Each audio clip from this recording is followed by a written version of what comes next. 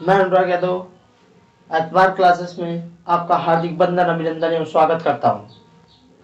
कहना क्या है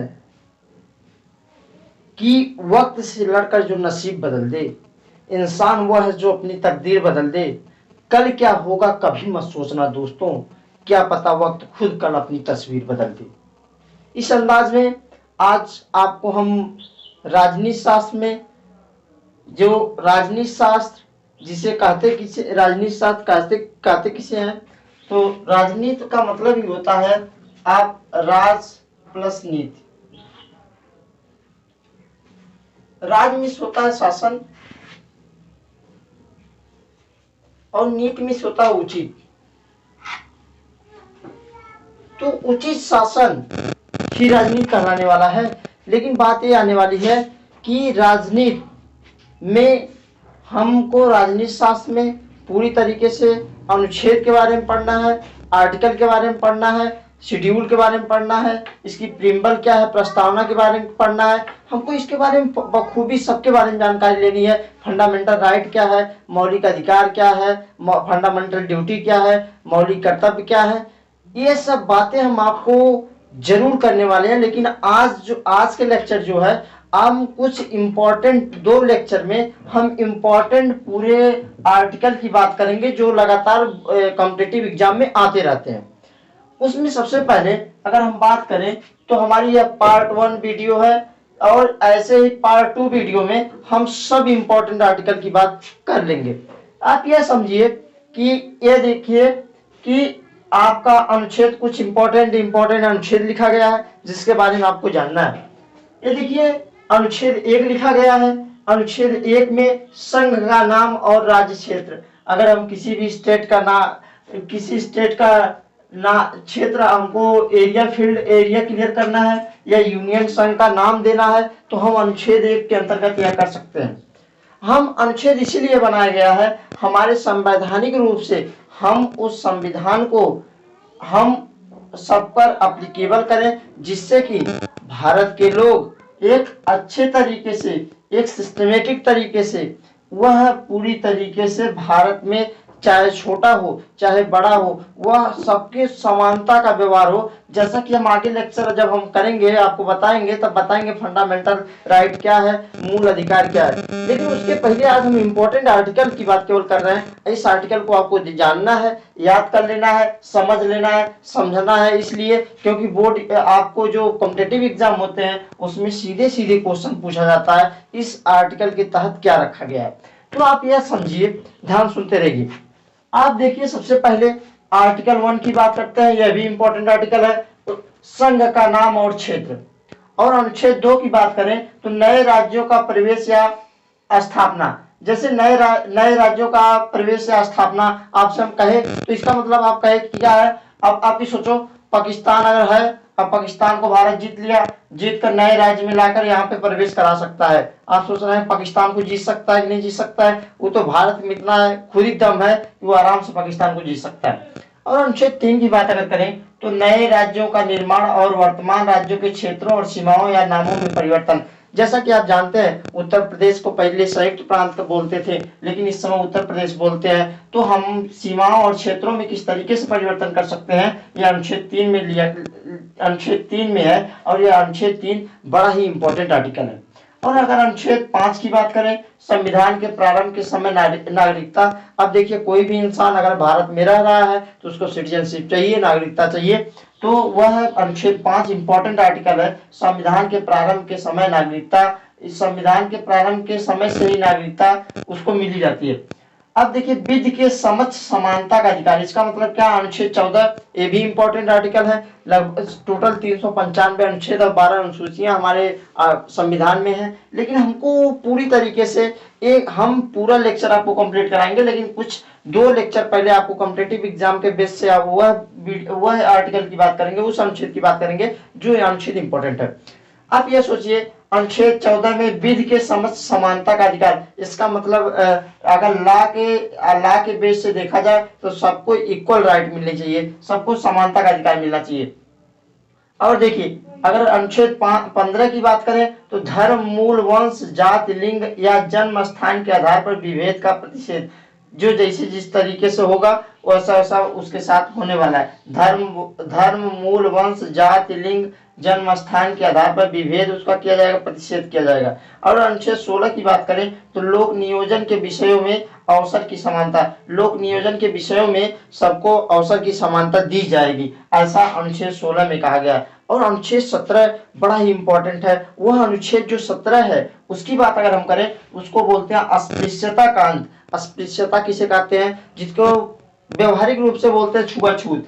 छुआछूत आप देखते हैं, आप रेगुलर अगर आपके घर का किसी के घर कोई हरिजन आ जाता है तो पहले क्या था कि जब हरिजन आ जाते थे तो उनको क्या होता था कि हम कोई भी काम सिस्टमेटिक उसको हम अपना बर्तन नहीं छूने देते थे। अस्पृश्यता जिसे छुआछूत कहते हैं वह पूरी तरीके से बरकरार थी, अभी इस समय भी बरकरार है, लेकिन इसका अगर देखा जाए तो कुछ इस समय कम नजर आ रही है। अनुच्छेद 17 में अस्पृश्यता का अंत किया गया।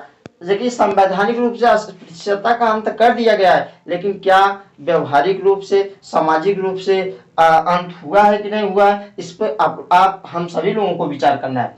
और अनुच्छेद 18 में बात किया गया है कि कोई भी उपाधियों का अंत कर दिया गया है। उपाधि कोई भी नहीं लगा सकता।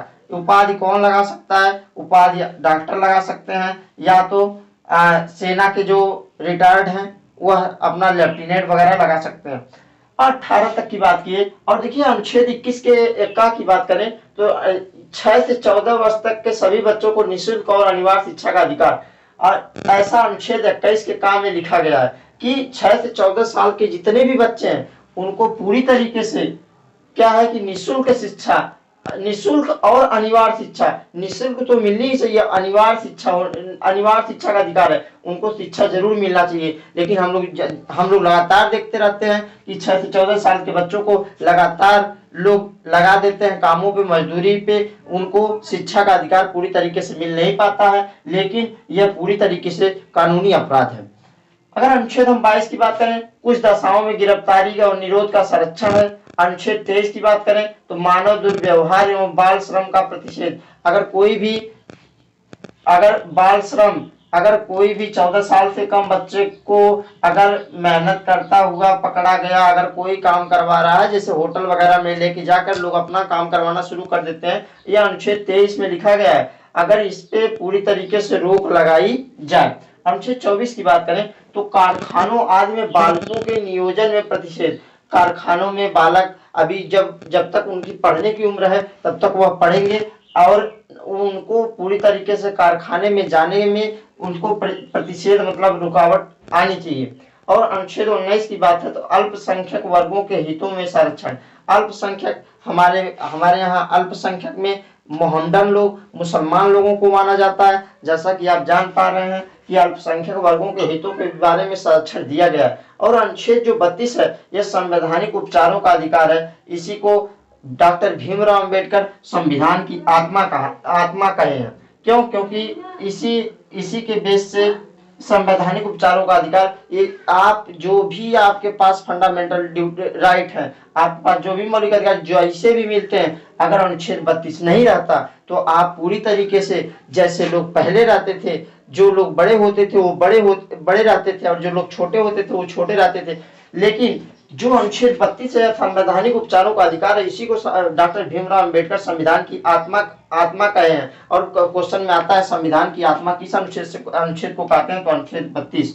और अनुच्छेद 39 की बात करें तो राज्य द्वारा अनुसरणीय कुछ नीति तत्व हैं। और अनुच्छेद 40 में जो है ग्राम पंचायतों का गठन किस तरीके से किया जाएगा, ये देखिए नीति निर्देशक तत्व की बात है। नीति निर्देशक तत्व किसे कहते हैं? वेलफेयर स्टेट, किसी भी राज्य को कल्याणकारी बनाना, अच्छा राज्य बनाना है, खूब बढ़िया राज्य बनाना है, तो हमको क्या करना होगा कि ग्राम पंचायत का गठन करना पड़ेगा। अगर ग्राम पंचायत का गठन जब हम करेंगे तभी एक ग्राम पंचायत में सुविधाएं आएंगी जिससे कि गांव का विकास हो सकेगा। तो ग्राम पंचायतों का विकास यह अनुच्छेद 40 में किया गया। हमने लगभग इंपॉर्टेंट आर्टिकल पहले वीडियो की पूरी तरीके से डिस्कशन किया। अब हम कुछ क्वेश्चन के बारे में जरूर करेंगे, क्वेश्चन करने की कोशिश करेंगे। और एक बहुत ही इंपॉर्टेंट टॉपिक जिसे कहते हैं ये धारा और अनुच्छेद में अंतर क्या होता है, उसके बारे में आपको डिस्कशन करेंगे, उसके बारे में बताने की कोशिश करेंगे। इसके पहले आप समझिए, भारत संविधान में है, भारत के संविधान में है, तो भारत के संविधान में कुल कितने अनुच्छेद हैं? पहला ऑप्शन 300 अनुच्छेद है, यह पूरी तरीके से गलत है। 350 अनुच्छेद, 400 से अधिक अनुच्छेद, 500 अनुच्छेद। जैसा कि हम लोग जानते हैं कि याद किए रहते हैं कि 395 अनुच्छेद है, लेकिन हमारे इस समय आर्टिकल में लगभग 452 अनुच्छेद हो चुके हैं। तो इस तरीके का अगर ऑप्शन आएगा तो आपका ऑप्शन जो है सही होने वाला ऑप्शन है, ये देखिए 400 से अधिक। यह क्वेश्चन आपका पूरी तरीके से सही हो जाएगा। अगर हम दूसरे क्वेश्चन की बात करें, भारत के संविधान में प्रारंभ में कितने अनुच्छेद थे? तो प्रारंभ में क्वेश्चन पूछ रहा है, तब आपका आंसर हो जाएगा कितने अनुच्छेद थे? 395 अनुच्छेद थे। पहले देखिए 395 अनुच्छेद थे, 8 अनुसूची थी, बाद में 12 अनुसूची कर दी गई। अनुसूची क्या है, शेड्यूल क्या है, अनुसूची क्या है, प्रस्तावना क्या है, मूल अधिकार क्या है, मूल कर्तव्य क्या है, किस तरीके से पार्ट वाइज में एक एक पार्ट का हम एक एक बात डिबेट करेंगे, एक बात आपको बखूबी बताने वाले हैं आप, लेकिन एक एक बात समझते रहिए। अब देखिए सूची 1 और सूची 2 में सुमेलित करना है, हम जो पढ़े हैं उसको किस तरीके से सॉल्व करने की कोशिश करें, आप यह जानिए। अब देखिए नए राज्यों का गठन, तो नए राज्यों का गठन हमने पढ़ा है, नए राज्यों का गठन किसमें होने वाला है? तो ये देखिए नए राज्यों का गठन, दूसरा नागरिकता है, तीसरा मौलिक अधिकार, चौथा प्रशासनिक अधिकरण की स्थापना। तो ये देखिए अगर अनुच्छेद 3 की बात करें, अगर अनुच्छेद 3 की बात करें तो नए राज्यों का निर्माण, नए राज्यों का निर्माण, नए राज्यों का गठन, यह अनुच्छेद 3 में आपका है। और आपके भाग 2 में क्या है? भाग 2 में आपका नागरिकता है, और आपका देखिए भाग 3 में क्या है? मौलिक अधिकार है। और यह देखिए आप पढ़े भी नहीं थे, लेकिन चौथा ऑप्शन आप इस तरीके से सही कर सकते हैं, प्रशासनिक अधिकरण की स्थापना। किस तरीके से? भारतीय संविधान की अनुच्छेद 223 के ए में लिखी गई है। एक बड़ा ही अजीब अच्छा क्वेश्चन आता है कि ये बताइए कि धारा और अनुच्छेद में अंतर क्या है? तो कुछ हम अच्छे से बताने की कोशिश करेंगे, धारा और अनुच्छेद में अंतर क्या है। देखिए धारा, अनुच्छेद और धारा, अनुच्छेद जो है वह संविधान के लिए यूज किया जाता है, और यह जो धारा होती है यह अधिनियम के लिए यूज की जाती है, संविधान से लेना देना नहीं है। धारा देखिए अधिनियम जो होती है वो एक्ट होती है, ये संसद द्वारा बनाई जाती है। जैसे आईपीसी धारा, सीआरपीसी धारा, यह आईपीसी धारा में पूछा जाता है कि कितनी, इसी को भारतीय दंड संहिता बोलते हैं। इसमें आईपीसी में कुल मिला जुला के 511 धाराएं हैं, और सीआरपीसी में 484 धाराएं।